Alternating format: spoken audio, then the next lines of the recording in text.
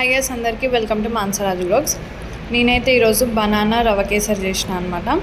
అయితే ఇంట్లో బనానాస్ ఉన్నాయి, ఇవి కాగబెట్టేసరికి కొంచెం బ్లాక్ అయినాయి అని చెప్పేసి స్వీట్ అయినా చేద్దామని చేస్తున్నాం.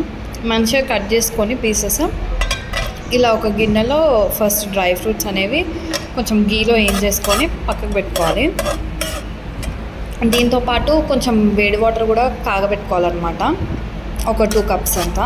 తర్వాత దీంట్లో 1 కప్పు రవ్వ వేసుకోవాలి. రవ్వ వేసుకొని మంచి గీలో రోస్ట్ చేసుకోవాలి, కొంచెం మంచి స్మెల్ వచ్చే వరకు రోస్ట్ చేసుకోవాలి. రోస్ట్ చేసుకున్నాక బనానాస్ అయితే వేసేసుకోవాలి. చాలా బాగుంటుంది టేస్ట్ అయితే ఈ స్వీట్. నేను ఫస్ట్ టైం ట్రై చేసిన, చాలా బాగా వచ్చింది. మంచిగా ఇలా కలుపుకోవాలన్నమాట.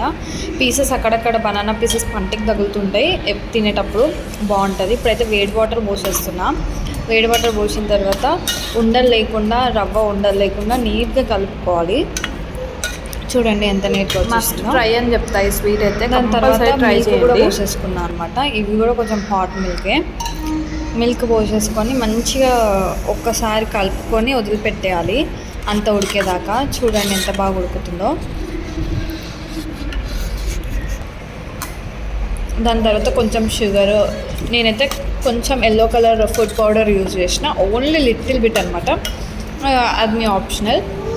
తర్వాత కొంచెం గీ వేసేసి డ్రై ఫ్రూట్స్ దాంట్లో వేసి మంచిగా ఒక్కసారి కలుపుకొని పక్కకు పెట్టుకోవాలి. టేస్ట్ అయితే చాలా బాగుంటుంది. చూడండి స్వీట్. మీకు నచ్చితే please do like, share and subscribe.